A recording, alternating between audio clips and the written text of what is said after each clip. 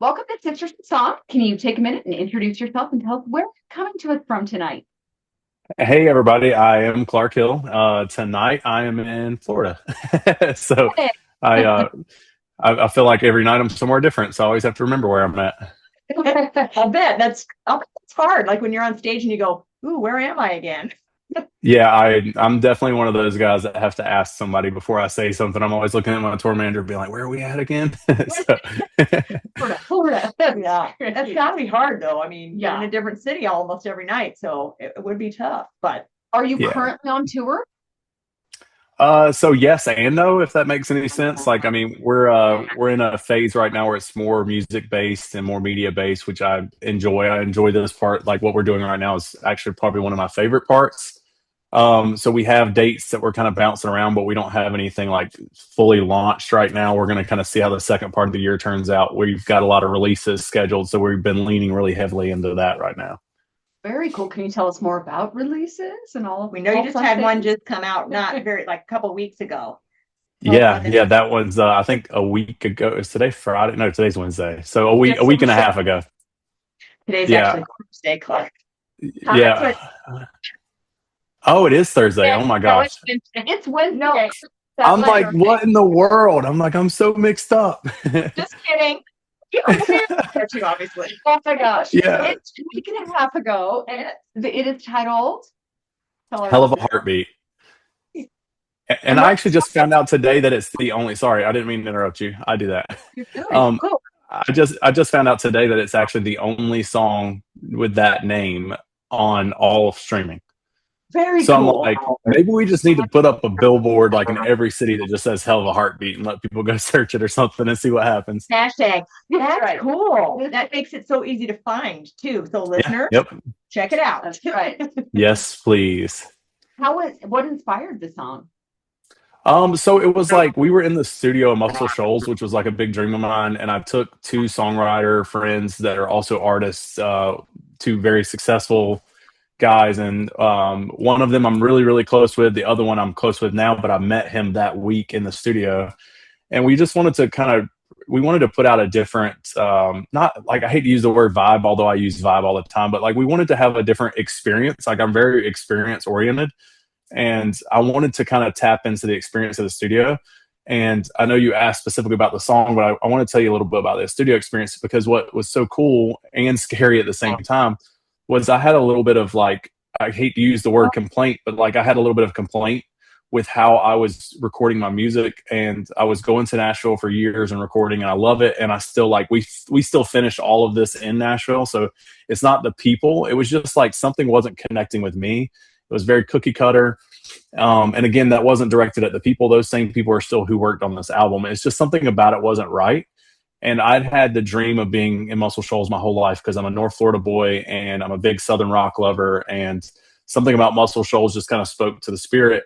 And we went down and we rented a studio for 3 days and we brought in the writers. And I had songs prepared too, but we brought in writers and I'm like, I just want to be as organic as possible. And I don't mean like social media organic or media organic. I actually really want to be organic. Let's cook here. Let's drink here. Let's sleep here because the studio had rooms and we took our coach down and like we just had this 3 day experience between all of us. And I took some of my live guys that are like my brother-in-law's my main guitar player, and he's basically the reason why I even started. So like we wanted to have this experience of like molding studio guys and my live guys because my live experience is so unique.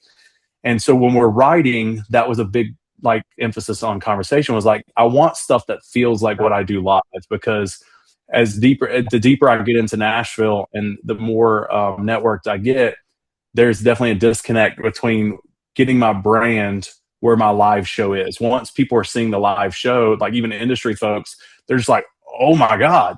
And I could not figure out how to do that in the studio. So long story short, that song Hell of a Heartbeat was the first song that we wrote out of that vibe where we're just like we just want to connect to how it feels, songs that I grew up on, songs that I listen to, and then I'm a super like philosophical, very spiritual guy. So I always have a lot of serious songs, which I still love. I'm still going to have serious songs.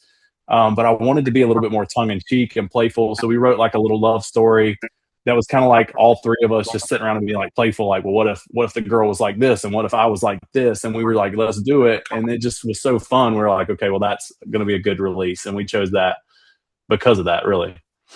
Very cool. Love hearing the backstory. That's Me so fun. too. And the cool like studio Yes. experience too. Yeah. So let's go back to the beginning. How did you get started in this field? What made you want to be a career musician?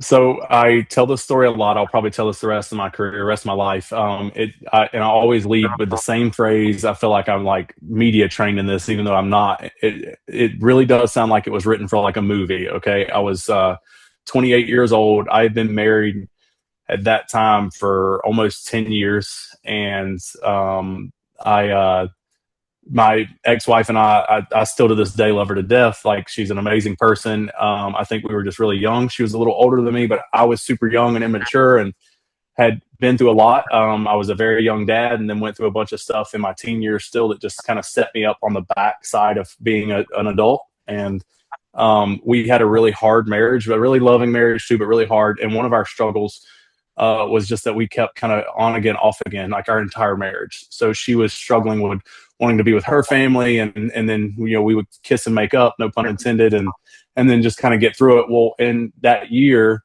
she left, and it was on my birthday, and I had a wisdom tooth removed, and they broke my jaw, and like literally, except for my dog dying, it was a country song, right? It was everything went wrong. And so I'm at home, and I have a big family property, and a lot of my family lives all around those 20 acres. And my brother-in-law, who had just married my sister, was in a band, like a cover band out of Jacksonville, Florida. Really amazing band, by the way. Super cool, like the band you want at like a wedding or the biggest party, right? And he comes to my like next door. So when I say he came to my house, he walked like 100 yards, right? And he comes over to the house, and he and I didn't know each other well then. We just hadn't really, we knew each other, but we weren't close. Like now that's my brother, like there's like, he's my brother almost before my sister's my sister. We're that close. But he comes over, and he's just like, okay, dude, I can't watch you like this. Cause I'm like sitting in my lazy boy in a double wide crying, and I've got my two kids there, and they're preteens at that time. And they're just like, they're upset. The dad's upset. And like, it's rough. And he's like, hey, I'm not letting this happen. You're going to go out with me tonight. And at that point in my life, like I'd just been through so much and so many different influences and negative influences that I never went to bars. I didn't drink. I wasn't doing any of those things. And so the idea of going to a bar, I'm like, no, nothing about it sounds fun. So then my sister come over, and my sister's like my sister's almost like a mom. Although my mom and I are really, really close, my sister's like, no, like, get your butt up. Let's go. And so we went out to a place called Dirty Bar in Gainesville, Florida, and I played with their band. And my brother-in-law just handed me, he knew I played in church and stuff, and he just hands me his guitar, and he's like, listen, just play. He's like, watch my hands all night, just play whatever I play, whether you know the song or not. And I said, okay. And I obviously, like most people do, I caught the bug, and I just had a blast that night, and I smiled more than I remembered smiling in years. And so as the story progressed, my wife and I at that time stayed separated for about 8 months that time. And that's when Clark Hill basically was born. And my parents were watching the kids on weekends for me to go out with Mike and Tisha, my brother-in-law and sister. And my sister would go out with us, and we would go to these bars, and we would play with that band. And my brother-in-law was like, man, you should write some songs, like, because we'd be driving home at 3:00 in the morning. He's like, man, you're such a good storyteller. You're such this, like, you should write some of your life. And I'm like, okay. And so I wrote like a sad song about like my papa passing away or something. And I would start playing those songs in between their breaks. And we're like, wow, man, this is really cool. And he would stay up on stage, and it would be just me and him. And then we noticed about 2 or 3 months into that people started coming out to that band shows, and they were coming out to see my set of like 3 songs, and that was basically the start of me in my Clark Hill adventures. And then I don't know how familiar you guys are or aren't, or how familiar the fans will be, but anybody that's ever been to CMA Fest and knows how crazy CMA Fest is, my first trip to Nashville as an adult was CMA Fest that year. Oh, wow. And I was like, I'm going to Nashville. I'm gonna go get a record deal. And I had no clue what CMA Fest was. I wasn't super into country music. It's not that I didn't love it. I have a lot of country music background. It's just not. It wasn't what I was doing at the time. And so I had no clue what CMA Fest was. I had no clue that I would get kicked out of every major record label office on Music Row. I had none of that. And then the stubborn me kind of came out, and I just kept kicking sticks. And you can skip ahead in the story, and I just kind of never let off of it. There's been a bunch of no really back and forth in my life, but there's been a bunch of things I've had to overcome that would kind of set it back or put it on a side burner for a little while. And it was kind of God just, I think, growing me and molding me to where I really feel like I finally am where I'm supposed to be. I've been doing Clark Hill now for over 10 years, and I love everything about it. It's had its hard moments. We've had some amazing successes. But that day on my birthday, literally in a double wide with a broken jaw and my wife just left, was what started it all. That is such an amazing story. I can't believe you broke your jaw, Dennis. I want to cry for that today, and I'm like, yeah. What you're right. That's a story no one can take away from you. Right. That is your story. Yeah. It's so poignant to your becoming, a musician and having this as a career, which is fantastic. And I'm sure so much of that goes into your songwriting. Yeah. It does, because like my thing is, like I alluded to earlier, like I'm very spiritual, and my belief is like evolved as I'm getting older. I turned 40 in January, and I'm like, I was so excited to turn 40, and everybody laughs, but I'm like, I was an adult before I was an adult. So it's like I was excited to kind of reach that pinnacle, like as a male. Like I was raised this alpha male athlete, and my dad was a law enforcement officer and was like really mean and rough around the edges. And I was always raised like, hey, one day you're going to become a man kind of mentality. So you have this like ticker of 40 years old is like that point that you can really take off in life. And I'm also, like I said earlier, I'm really into like anything philosophical, and you pay attention to historical people in general, specifically males. There's like a point in their life where they start to figure everything out. And when they do is like normally when success ultimately comes. And so for me, 40 was like a benchmark, was like, if I can make it to 40, then I'm going to have an opportunity to really take everything I've learned in the first 40 years and do something with it. And so like, I basically was like, okay, what am I doing with this now? Is it just the songs, or is it something deeper? And I think I'm getting to that point where I just realize it's a lot more deeper. It's probably a lot more deeper. It's going to get picked on, by the way. That's probably not the way to say it, but I want to be something. I want to be important to people. I'm always seeking validations. That's why I work as an entertainer. But the cool thing for me is it's not just music at all. It's things like this. And I'm not just saying that to you guys. Like it's moments to share a story.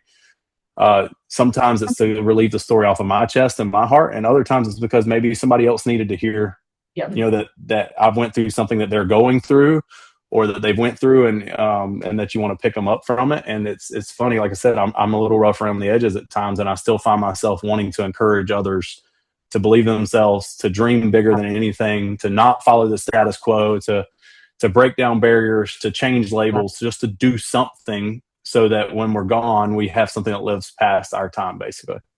Well, and that's why we do this, because we love to hear your stories. We love to see people just going out there and living their dreams. That's the best part of hearing all of what you guys do. And I know that's the same for our listeners. They hear people coming from all over the United States and outside of the United States and what they're doing. And they think I can do it too. Yep. So we thank you for sharing. We do. Yeah, absolutely. Thank you for giving me an opportunity to. Yeah. So I want to ask you just a little bit about songwriting. How do you see a song like start to finish? Do you start with melody, lyrics? How does that work for you? So I actually love this question, because I give a horrible answer for this question. It is different every time. Just like, so my PR team picks on me that every interview is different, and they love it and it scares them, right? So it works because my interviews are memorable, but my songwriting is the same way. I think it's just my personality trait is it's different for every song. It's different for every moment. There are times where I get a melody stuck in my head and I pick up a guitar and I'm just kind of messing around with it and it turns into a song. There's other times where I just have like, hundreds, if not thousands of notes of things that, 5 years later, I'm like, oh my gosh, I should turn that into a song. And more so recently than ever, because I'm just now, I'm kind of ashamed to say I'm just now pushing into the co-writing world. And it wasn't it was very organic how I wasn't. I just didn't know that that's what I should be doing. I am really good at making friends and acquaintances, and I have a very, very, very good and successful network in this business and probably many other businesses, but I normally don't ask for things. I just kind of fall into where I'm going to be or where God puts me. And so I wasn't tapping into that songwriting network. I was just kind of doing it all on my own. And then when I made my little, like, quote unquote comeback, which we can talk about later if you want to ask, or we don't have to, but when I got back, I was like, man, I need to be writing more with people that know how to write. Cause I don't really feel like I know how to write. I just kind of do. So to answer your question, I mean, I don't know. I think sometimes it's melody based, sometimes it's lyrical based. I think the only thing that's consistent is even a fun, like Helluva Heartbeat, even a fun, like tongue in cheek song still kind of has to pass the test of, did I live it? Did I wish I lived it? Or is it something that's very relatable, which kind of probably falls into that I wish I lived it mentality, right? And that's important to me because I just know, like songs last forever, especially in today's world, right? And I have enough against me that I don't need to add more to it as I get older. So my thing is any song I put out or any song I ever write, I want to be able to be proud that I wrote it. And I think that's the only true consistency. Everything else is a very, like, all the releases this year are a great example. They're all different sounds. I mean, they're very identifiable. You're going to know it's me immediately. And my goal in my career as it continues to grow is that you kind of get used to that mentality of, like, you'll find something, and it may not even be me. It may be someone else somewhere one day figures out, like, you know what? I know every time it's a Clark Hill song, I'm going to hear this. But right now, like, it's all over the board. And I was very purposeful with that this last year, creating music that way, where I wanted to tap into everything that I've experienced at this point in my life and do it that way so that it was more relatable. Because I feel like all of us, even the truest country music fan in the world, has other music and other songs that they like, or maybe that they wish they liked, or that they wish they lived. And that's kind of my biggest goal with songwriting. I like that, being genuine. I mean, is what I hear you saying. Like, I'm being genuine to who you are as a person and telling the story, or like you said, a story that you would want to and live. proud of, yes, and proud of proud putting out yeah. what you're doing. Yep. Okay, now you've made us curious. Yeah. I want to know about the comeback. Tell us.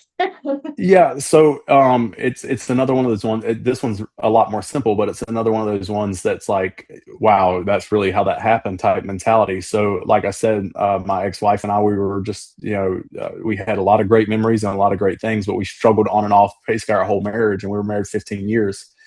And in 2019, I really, the height of everything I've accomplished was happening. I had a song on the radio at the time. I'd just gotten back from the Armed Forces Entertainment Tour. I was CMA Emerging Artist that year. And being invited to Hall of Fame inductions. I'm basically, everything's happening, right? And at that time, I was still like a one-man band. Everything, like, I was my own manager. I was my own booking agent. I was everything. I was the songwriter. I was the producer. I was the bus driver at times. By that point in time, I was hiring them. But I remember when I got my first bus, I literally drove it from North Carolina to a show in Daytona Beach, left Daytona Beach, drove it to New Orleans, and I was the one setting up the sound, doing sound check, performing, doing meet and greets afterwards, networking because it was for a TV show. Like, I was doing everything because I just wanted it so bad, and I was just grinding it out. So anyway, I'm this one-man band per se with all this success starting to happen, and come home, and my ex-wife at that time was just like, hey, like, I love you and I love our kids, but I really can't do this anymore. And so we officially split, that time for final. And that was in June. And I remember the next month. So I still don't live in Nashville. And the irony, we were just at CRS and everyone thinks I live in Nashville. My work ethic or whatever it is has always been like, if you need me there, like tomorrow, then I'll just go. Like, if somebody texts me right now, I was like, hey, I got a 10 a.m. that I think you should be at, I'm like, cool, I'll see y'all in a little while. And that's just what I did. And I did that every month. Was always my thing, was if I didn't have anything planned, I was still going, and I would go for a week every single month, and I would find somewhere to meet or somebody to talk to. And so that first month I didn't go. I couldn't look at my kids and leave. And so, like, that was the beginning of becoming a single father and trying to figure out, thank God I have a wonderful family, and obviously their mother still, chipped away and did her part too. But it was just like, I'm single dad with the kids at home. and I just couldn't pull away. And so at that time, we were real radio oriented. We had a song on the radio, and I just remember calling the team that I hired, and I was like, hey, I know this is horrible, but I'm not going next week. I can't do that. And I personally reached out to all the program directors that were on the schedule for that week, and I'm like, I don't know when I will be back, and please don't be upset at me, but I'm not leaving my kids. And at that point, I didn't think I was going to step away from music. I just knew I needed time. And let the kids, which I needed to heal too, but I needed to really focus on the kids. They were 14 and 15 at the time. My son was 14. My daughter was 15. She turned 16 that July. So it's like all this is happening. And then as the months went on, it was like yet again another month where I'm like, well, I really don't think I can go to Nashville this month. And I did a show. I headlined Freiburg Fair. I think it was in October. And I was like, okay, I think I'm back. And that it's like the same month the divorce was final. And in January, I did country cruising. And I was like, then I'm like, okay, I'm good. I'm back. And I went to CRS, like whatever, 3 weeks later, same thing. I'm like, I'm back. I'm good. I can survive this. And my kids are championing me, and my family's championing me. And I'm like, okay, we're good. And then a month later, COVID started.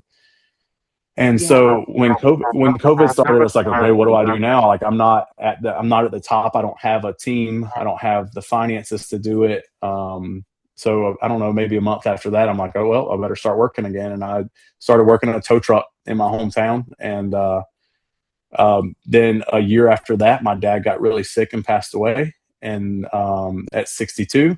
And so then, and my daughter was up at MTSU in Murfreesboro, Tennessee. I just moved her off to college. And then my son was about to be a senior in high school, and he was a really gifted football player. And I'm running a booster club and doing a lot of community stuff. And I'm like, everything's just stacked. I'm like, I can't leave what I'm doing. So I was writing songs the whole time, and I was staying in touch with my friends and network in Nashville. And I was just like, they're all championing me. And I'm like, hey, I got this. I just got to finish this first. So last year, 2024, I moved my son in early. He got a scholarship to play football at Marshall University. And I moved him in on January the 5th. I hung out with him for 3 days. And on January the 8th, I'm flying back. And I'm like, what am I going to do? And I was like, I'm going back to music. So I booked my first show in years. So 4 years went by like that. And I booked my first show, and I met my now very amazing. I hate calling her girlfriend because I just feel like we're true life mates, but she's also my day-to-day manager and a good champion of mine. She's a successful businesswoman, so she's brought a lot of business sense to what I do because I'm a horrible businessman. Great creator, but a horrible businessman. And then we just started chipping away at it last year, and I started writing more. And then it's like, okay, well, I really can do this, and the story makes more sense now, if that makes any sense. Like, it's like now it's like I'm not trying to be, even my party songs, like I'm not trying to be the party guy. Like I just want to share what God gave me, and it may or may not be music. It may be a story. It may be hard love. It may be a motivational speech. I don't know, but I'm just a lot more willing to not chase fans. And no offense to anybody that becomes a fan because I want them. But I'm not chasing as much anymore. Now I'm just kind of living and sharing in the process. And that comes from a very, very real, like, again, very cliche word, but a very organic vulnerability. So I ultimately believe that the greatest teacher is vulnerability, and you have to be vulnerable in order to accomplish great things. And that, again, it kind of goes back to my music. Part of the reason why the music's all over the place comes from the vulnerability of understanding that I am all over the place, right? So it's like being willing to not say, well, like, this is exactly who I am, because who I am today is honestly not who I am going to be tomorrow. And I'm not afraid to share that anymore. Like, I'm not the same person tomorrow as I was today, because I lived something different today. I talked to you guys and I learned something about you, or I learned something about myself. And I just want to be the guy that is willing to live that vulnerable and just share that. I love that, thinking about, you are different every day, because every day is different. Yep. And every day you wake up and something goes right or something goes wrong, and how we accept that challenge from it. Learn from it. But, So I want to ask, coming up this year, what kind of things are you looking forward to? What can we look forward to from Clark Hill and all things music from you? So I think the biggest thing is the new music. I don't want to share too much right now because some of it, I don't really know how much is going to happen. But I think we're going to see, we had a really good meeting. I'm in development with WME now, and I've always wanted to tour more than anything. I just want to get in front of new fans. And so I have the blessing of my agent being one of the partners in the company. He's been with them for 35 years. And I've known him now for 8 years, and we've built this relationship. Started with a business meeting, so it wasn't personal first, but I turn everything into personal. I just do. And we built an 8-year relationship. And the first time he ever heard me sing live was last year. And when he finally saw it live, he's been helping the whole time, but when he finally saw it, he's like, okay, I get it, but now we got to figure out how to package this, right? So now I'm in this like business phase of how do we package what is it so unique about what I do? What is Clark doing that is different than everyone else, right? And so a lot of this year was centered on getting music out so that we had something to package, because it's really hard to just package a story and point people to music, because we live in a short format right now. Yes. Like when I heard we were doing an hour, I'm like, oh, that's so much better than 5 minutes, right? Because it's like, obviously I talk a lot, and it's like there's so many stories. I'm like, what are we gonna do?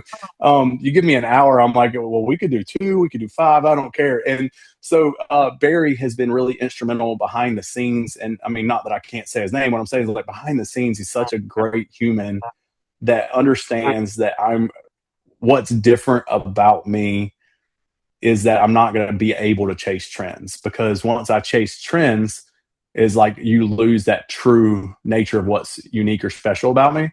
So there's a lot that we have to kind of figure out, and we're figuring out as we go. So his thing is like, he's like, let's not push you into all these shows yet. He's like, let's develop that. And he's like, but developing it is sharing it, right? So he's like, I want you to put more music out. Like, that's a trend we can chase. Put music out as much as you want. Put it out as much as you can. So basically, I think that's the most exciting part about this year is we're going to do this, but there actually is a reason why we're doing it. We're doing it because we want to kind of figure out what is the path that kind of draws to me the most, because right now we don't know. We have great insights in our like socials and everything we do, and we have an insane amount of retention when it comes to live shows, but no one on the team can tell you why yet.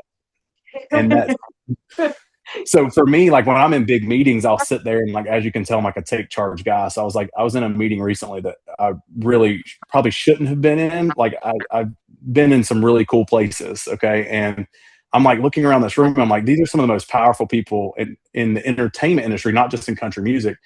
And here I am at the head of the table, like literally just taking command, like the butthole that I am, and I'm like, I'm finally sitting there. I'm like, that is what's unique, right? That's what's special, is that if it fails, it just fails, but I'm going to fail as me. Like I just am. And this year is going to be really fun because the music's telling some of that story, and it's telling it a piece at a time. And we've got a unique way that we're releasing it. We're releasing it on kind of the new standard of time, where the goal is 6 to 8 weeks. We release the song every 6 to 8 weeks. We have them all done. We have them ready. But I wanted to tell a story with these songs, but the story won't be known until the songs are done. It was kind of my goal. Hey. And I remember some of my team was like, man, I don't know. And I'm like, listen, just let's try it. I'm like, what's it hurt?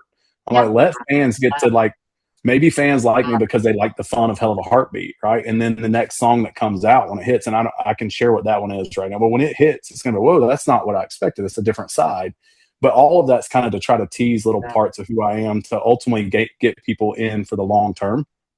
Where ideally I build, I hate saying fan base. I really like to say family, because I grew up in a big family and I just want more. I want, we're at, what are we, 8 billion people in the world? I would love 8 billion family members, right? So I want them in, but you can't do that in that short form, context. And reality is that family's not always going to like everything you do, whether they tell you or not. So I wanted to build a fan base or a family that even if they don't like the next song, they're ready for the one after, because they think they're going to like that one. And so that's what's unique about this year. And any bookings that we do off of that are going to be in a similar mindset. Is like, is this the place that we know I belong, right? Is this where, first for me, is this is where God wants me? And then second is like, what are we doing the show for, right? Like, I don't do this for money and I don't do it for fame. So just because you offer a big paycheck, I don't think I'm going to say yes to the show all the time anymore. And I used to just, like, every show I could play. So I think this year is going to be fun to watch, even for me, fun to watch. And I truly think that fans are going to enjoy that too, because it's just you're going to see so much more develop. And then the goal of people seeing it almost in real time and watching that career arc change it's super exciting if you can't tell to me, because I think it opens up other opportunities. And we're looking at this just came up this week, but we're looking at the idea of maybe being involved in a brand new like TV show, basically, which has been pitched to me before about my life. But the cool thing about this is more on the idea of me hosting something and maybe bringing in artists and bringing in storytellers and just spreading a story like they did before my time. I'm such an old soul. I just miss how things used to be. And I think we can mix the two together. I think we can have modern technology and modern sounds and modern stories, and we can mix old soul with it and let the rest of the world connect to it. Yeah. Oh, so excited. I'm excited and like nervousy hearing you talking about it. I'm like, all right. Wait. Good. Yeah. So I know that this is making a comeback. Any plans for videos? Yeah. So we have 2 plans for videos. One of them is that our goal is one of the trends out of necessity that we'll kind of chase a little bit is making sure that we have content that's pushing every song. It's something I've never done until One Beer last year. I don't know if you guys watched the One Beer video or not, yes. but okay. So, oh my gosh, like I love it. It was such a blast. And that was I had a great director. His name is Ben Oakes. I'll probably use Ben forever. And he's like one of them guys that I want around me, where it's like, even if another team is heading it up, I want him involved in the creative process. But we went in to One Beer, and we just we had actors and like my people come with me because we wanted to fill this bar up. And we were like, I told him, I'm like, I just wanted to feel like the song, right? So the goal was to feel like we created that one in Muscle Shoals as well. So at the end of One Beer, when you have all the voices singing, it was all of the musicians, the producer, the director, my girlfriend Amy, my touring manager and security guy Andy. Who else was in it? I mean, basically everyone that we could get our hands on. We're like, hey, come in here and just start singing this with us. They're like, what are we singing? I'm like, it doesn't matter, just sing. And we wanted the video to have that same kind of idea. It was like we wanted people to feel like they're in it, but we did little things like if you stuck around and saw the ending to it. So when you go watch it, like, I don't know if this camera actually shows you guys who I'm looking at, by the way. I just realized how awkward that was. No, if you stick around for the end of it, it was like I wanted this idea of like, well, what happens after you have a night like that, right? And so I'm always teasing those things. So like I have a lot of goals when budget permits to do. I would love to do a video for every song. I don't think I'll be able to afford that yet in my career, but probably the next song, actually, if we can fit it in budget and time wise, is a really cool video opportunity to share a story and share something unique. So I think you'll see a lot more video content, honestly. And as my career grows, I think that's something that I will probably push really hard, is just to have these really thought out, videos that tell the story how I saw it in my head. Yeah, that's cool. Yeah, with what speak, Carrie. With One Beer. I was going to say, that's what made me ask you, like, are there going to be more videos? So that's exciting. Yeah, because that's a thing that's making a comeback now with YouTube being so popular. Yeah. I think a lot of artists are getting into that, and I love it because I was amazed. We were video kids, video addicts. So I mean, think like the 90s. I mean, I know it was happening before then, but the 90s was such a day with all music that videos were just everything. I mean, that's ultimately how you kind of found out about a song, right? Yes. You saw it on, CMT or VH1 and MTV. And I mean, I grew up watching VH1 more than anything. Like I hear a lot of people MTV, but I was a VH1 baby. So like, I love the whole classic VH1 stuff. better too, because they didn't go to all those shows right away. Yeah. They actually showed videos way longer than MTV did. Yep. Well, I'll tell you my secret to One Beer, by the way, and then we can move on. But it's the same thing that will happen probably in every video, is that the director, but also the actors, our teams, everybody, I said, I want it to feel like visually or optically, I want it to feel like you're there, right? So next time you watch it, and when you watch it, that you'll probably notice that now. It's like the whole goal was it to feel like you were in the room. But I wanted the vibe to accomplish that when it ended, you were like, man, I wish I would have been there when they filmed that, right? And so that's kind of like a lot of my goal, is that contrast of giving people both emotions at the same time. I feel like that's a really cool way to get to people's spirit. Well, so exciting that you have lots more new music coming out this year. So things to look forward to for us and our listeners. And we are going to now put you through our rapid fire, which is not hard at all. It's just we're going to rapid fire some questions at you. All right. You want to start this time? Sure. All right. Okay, coffee or tea? Sweet tea. Okay. All right. Vinyl, cassette, CD, or streaming? Oh, CD. First album you ever bought? Boys to Men. I don't remember which one it was. It was the second. It was volume 2, I think is what it was called. But Boys to Men. The blue and black one. Okay. Okay, what is your go-to karaoke song if you have one? I hate karaoke, but when I do sing karaoke, it will be Michael Bublé, Birds Flying High, you know how I feel. I don't even remember what it's called. Yeah. It's an, I can't think of New Day? I can't. Yeah, it's a new day. It's a new eye. Yeah. Oh, me. Writing your music at night, afternoon, or morning? Typically. Probably night. Do you write your lyrics on paper, phone notes, or voice memos? Phone notes primarily, but I love writing written notes. Written songs are great. We do too. Yes. Okay, what's your pre-show pump-up song? For the last year, it's probably been. I know it's rapid fire, but it's 3. Okay, I always have to have "I Need You" by Leonard Skinner. I always have to have "I Need You" by Leonard Skinner. My dad was a huge Leonard Skinner guy, and so was I. And then Florida Georgia Line, "People Back Home." I love the story and I love the vibe. And then my last song before my band intro is Luke Combs, "Doing This." Very cool. I'm going to ask an extra question about that in a minute. Okay. Dogs, cats, fish, birds, reptiles for pets. Dogs. See, you have a dog back there. You know, I saw a dog running around. I was like, dog. She's being bad right now. Mine are always bad, so I get it. Describe your sound in 3 words. Undescribable, heartfelt, passionate. Love it. Okay, what advice would you give to new musicians or songwriters?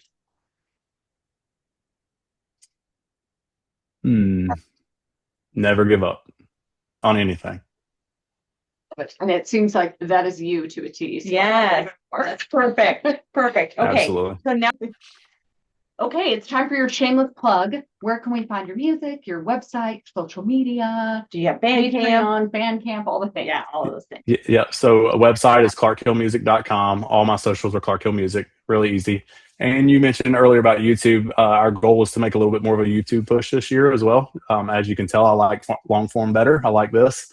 So our goal is to actually lean more into that this year as well. So I definitely tell people to follow the YouTube page. Although I'm not doing it yet, it's something that's really important to me to just keep sharing and do a lot more. And then obviously Spotify and Apple Music and all those things. But everything's Clark Hill Music. It's really easy. Very cool. We have been so thrilled to have you. This has been thank you. Most fun. Yeah, love it so much. It's like talking with a friend. Yeah. Oh, thank you. It means a lot.